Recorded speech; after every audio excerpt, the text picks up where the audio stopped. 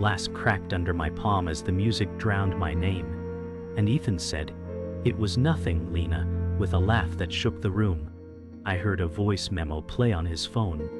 My secret spilled into strangers' hands. A cheer rose like knives. My lungs forgot air.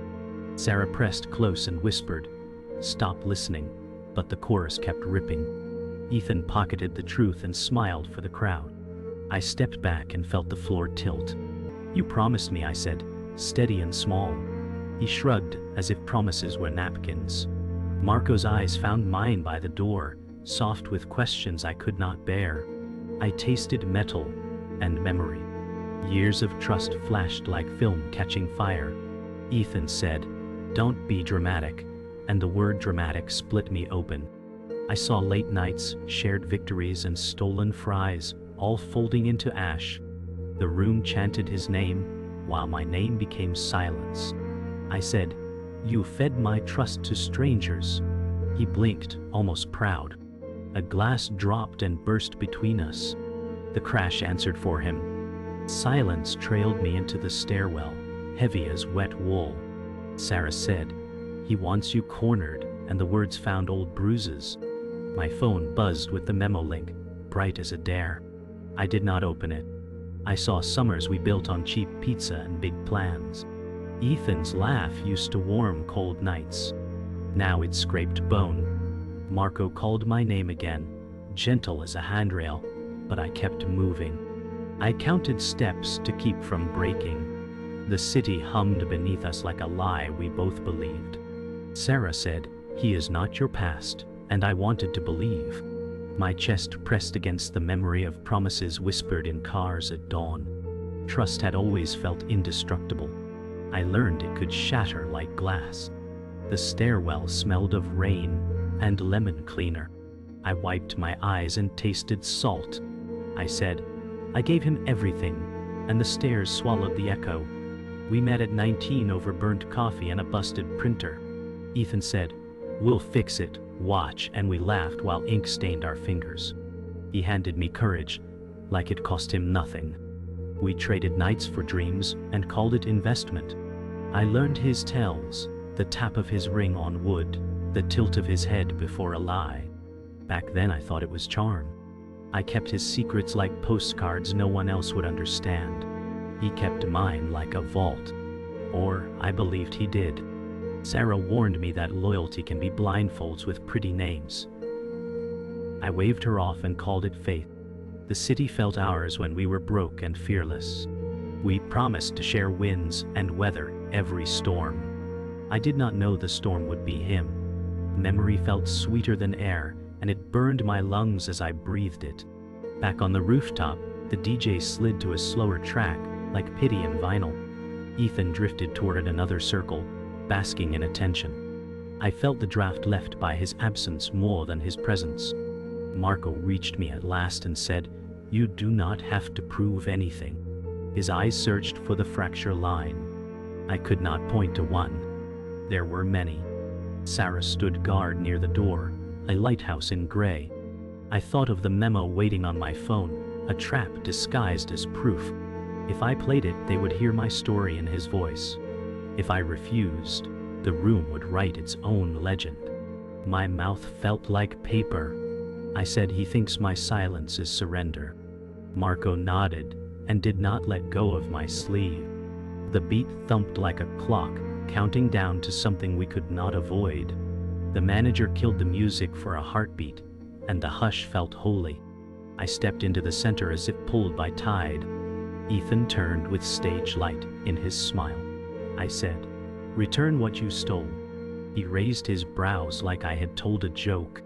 A few in the crowd muttered for another track. I held the silence and let it bite. "You can keep the story," I said, "but not my name." He shrugged, and that shrug was a decade unraveling. Sara's breath hitched. Marco steadied his stance. I felt fear try to bargain with dignity. I chose the second and locked my phone. Ethan said, "Then leave." His voice echoed. I answered with the only truth left. I turned, not running, not broken, only burning. The doors opened to rain that washed the noise clean. The rain eased by morning, but my chest still carried thunder. I woke to Sara tapping a mug on my counter, her eyes softer than steam. She said, "You do not have to replay last night to know what he did." I nodded, though my hand hovered near the phone. The apartment smelled of coffee and rain-soaked shoes, a sanctuary against chaos. I remembered nights Ethan, and I sat cross-legged on this same floor, counting the future like coins. He had called me his anchor. Now the word burned. Sara said, "You gave him more than loyalty. You gave him belief." I pressed my lips to the rim of the mug, hoping bitterness could steady me. The city outside still dripped, the sky ash gray. I whispered, "I believed enough for both of us." And the truth scraped raw. Sara reached across and squeezed my sleeve, silent witness to my unraveling. Memory tugged me back to college, where laughter lived in cracked dorm walls. Ethan and I had painted banners with stolen brushes, our hands red and blue with promises. He said one day, "People will chant our names," and I believed because it was him. We ate instant noodles from the same pot, argued over lyrics, and told the ceiling our secrets. Trust grew like ivy, wrapping us both. Marco drifted into the group then, steady and quiet, often the one who carried us home when parties swallowed reason. He smiled with patience, always outside the spotlight. I never wondered if Ethan envied that calm. Looking back, I see shadows where I thought there was only light. Back then, I held Ethan's hand against the world and thought it was unbreakable steel. I did not yet know steel can rust in silence. By midday, I walked streets slick with rain, headphones in but no sound playing. The city blurred into gray rhythm. Marco found me outside the bookstore, umbrella tilted. He said, "You are still carrying him," and it landed heavy. We ducked inside, shelves smelling of old paper. My fingers brushed spines the way they used to brush Ethan's arm when we plotted. Marco kept near, steady as always. I said he was my map, and the words felt like betrayal against myself. Marco said, "Maps can lie." I met his eyes and found no judgment, only the ache of someone who had seen too much. For a moment, the storm outside felt far away, as if the paper walls could keep it out. I wanted to believe stories could save me. I wanted to believe friendship could survive fire. That night, I found myself digging through old boxes under my bed, chasing laughter buried in photos. Ethan's face smiled from Polaroids, eyes wide with possibility. We had built each other, brick by fragile brick. Sara sat cross-legged, holding one snapshot where all three of us grinned with cheap pizza in hand. She said, "It was real then." I stared at the image until it blurred. Real did not mean forever. My chest pulled with every memory that now felt weaponized. I said, "How do you mourn someone who is still alive?" Sara answered, "By letting go before they bury you too." The silence after felt like gravel under bare feet. Memories turned sharp when held too long. I folded the picture, not to destroy it, but to stop it from cutting me open. Days later, I returned to the cafe where it began. The same cracked mug sat on the shelf, stubborn as memory. I slid into the booth we once claimed, heart heavy with echoes. Ethan's voice replayed in my head, promises layered with betrayal. Marco joined quietly, setting tea between us. He said, "You do not owe him your ruins." I touched the worn tabletop, tracing initials carved years ago.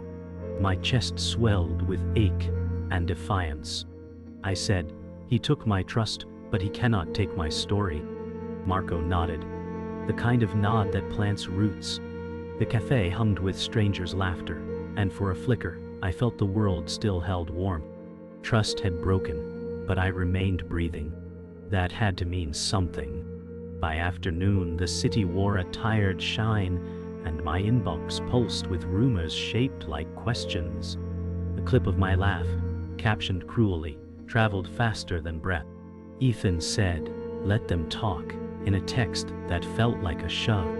I stood in the co-working kitchen, counting heartbeats between pings. Sara said, "Silence is not the same as safety," and I held the counter until knuckles blanched. Marco sent a calendar invite titled "Breathe," and I almost smiled. I watched my name become a magnet for strangers' stories. I wanted to delete everything and start over with paper.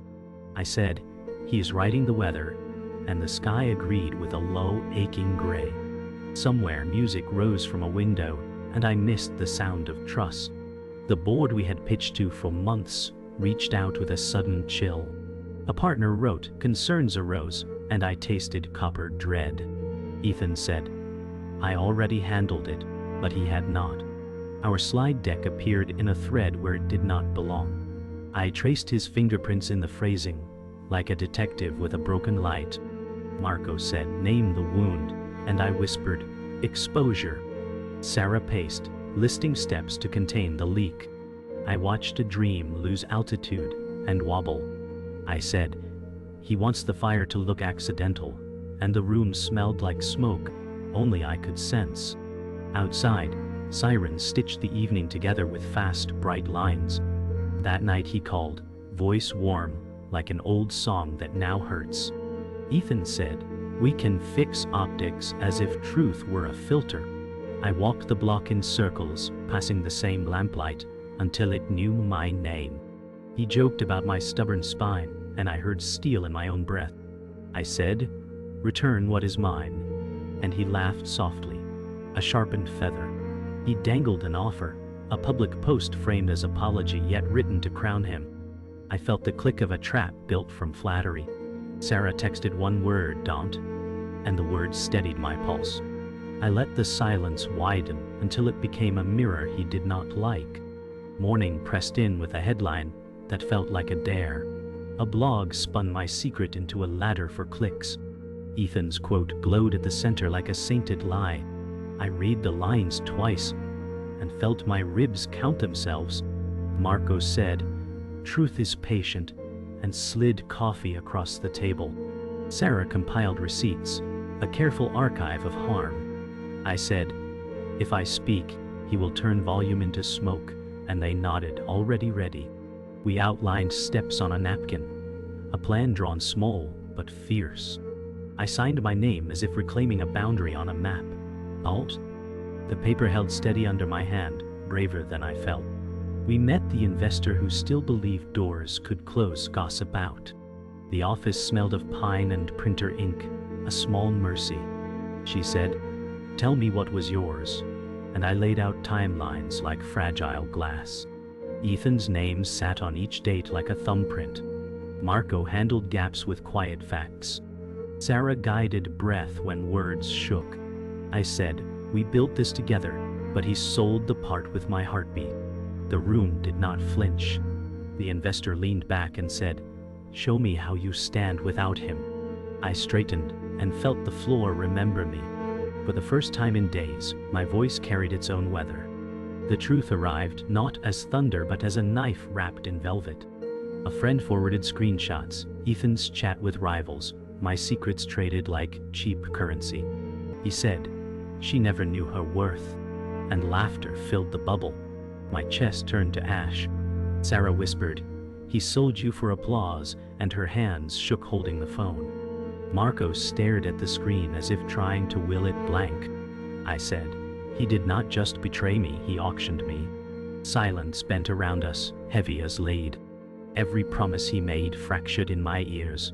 The city hummed through glass, oblivious.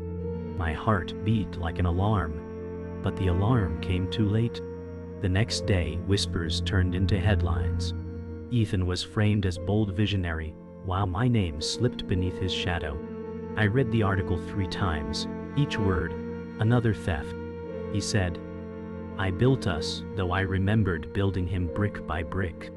Marco said, "He erased you," and his voice carried fury he rarely showed. Sara drafted a statement, her fingers striking keys like hammers. I said, "If I speak, they will call it bitterness," and the thought tasted like rust. The office walls leaned in, suffocating with noise I could not silence. My trust felt stripped bare, hung for strangers to dissect. Evening pulled me to the old park bench where we once carved initials into wood. I touched the faded mark, fingers tracing promises. Ethan appeared, uninvited, smile polished sharp. He said, "You overreacted as if betrayal were a joke." My breath hitched, then steadied. I said, "You turned my soul into currency." His laugh curled into the night like smoke. I remembered his arms once carrying me drunk across these same paths. Now those arms weighed with theft. Sara's warning echoed in my ears. Marco's steady faith hummed in my chest. Ethan leaned closer, voice soft as poison. I clenched my jaw and did not flinch. He dangled an offer, twisted as always. Ethan said, "We could still fix this together," his tone honey-laced with venom. My ribs tightened. I said, "You want me as proof of your mercy?" His smirk flickered, a crack in the mask. The bench groaned beneath silence. Marco's name buzzed on my phone, unseen, reminding me of steadiness. Ethan leaned back, gaze daring me to fold. For a breath, the night felt endless, every sound magnified. I remembered Sara saying, "His kindness is theater," and the curtain had now burned away. I stood, and my shadow cut across his. The final cut came not in words but in absence. Ethan said nothing as I walked away, and the silence thundered louder than screams. The night air burned clean in my lungs. I thought of years tied together, unraveling like rope left in rain. Marco met me at the corner, no questions, only a steady hand at my back. Sara texted, "You are free now," though freedom felt raw. My heart ached with scars shaped like trust, but it beat steady, stubborn. I said, "He cannot take me twice," and the truth settled deep. The streetlights flickered above, survivors of storms, and I walked on beneath them. The auditorium smelled like hot lights and nerves, and my pulse kept time with the hum. Ethan worked the lobby, shaking hands that once held mine. Sara said, "Your truth stands without his shadow," and tucked a folder into my grip. Marco hovered near the aisle, a lighthouse made of denim and patience. The crew called my name with the same syllables used to sell headlines. I walked forward and felt the floor answer back. Ethan said, "We should present together, a velvet rope disguised as kindness." I said, "You will hear me from the audience," and his smile thinned. The crowd wanted a show. I had brought a reckoning. The first slide glowed like dawn, and I breathed as if learning how. I began with the work we built before the rot. The numbers rose like a choir, undeniable and clean.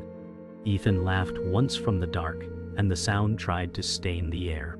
I said, "Credit matters where labor bleeds," and a hush settled. Sara signaled from row 3, a small nod that stitched me together. Marco steadied the clicker in my palm when it trembled. The receipts appeared, timestamps marching like soldiers. Ethan said, "Perspective is elastic," and I said, "Dates are not." A murmur rolled the room, a tide turning in slow resolve. I felt the weight shift from my chest to his, finally obeying gravity. He rose as if summoned, voice polished to sell redemption. Ethan said, "We were a team," and the word we tried to claim my breath. I said, "We ended when you traded me," and the room leaned closer. He spoke of pressure and perception, a maze built of mirrors. Sara stood and read the chat logs, voice steady as rain on tin. Screens glowed with the price of my trust, each line a bruise you could count. Marco said, "Name who bought the secret," and silence fractured. Ethan's gaze flickered to the door like a trapped moth. I did not chase him with anger, I held him with facts. The echo of truth felt heavier than any shout. He tried to pivot, wrapping guilt in charm. Ethan said, "I protected the vision," and the word protected scraped the walls. I said, "Protection without consent is a cage," and the crowd exhaled. A woman in the front row whispered, "I know this story," and something inside me steadied. I played the last clip, his laugh threaded through my confession. The room tasted the bruise with me and did not look away. Sara's hand rose, palm outward, a quiet signal to breathe. Marco placed the contract on a document camera, signatures like anchors. I said, "Return my name," and the sentence did not shake. The silence that followed was finally mine. the moderator asked for closing words, but the ending had already chosen us. Ethan said nothing, and the quiet pinned him to the seat.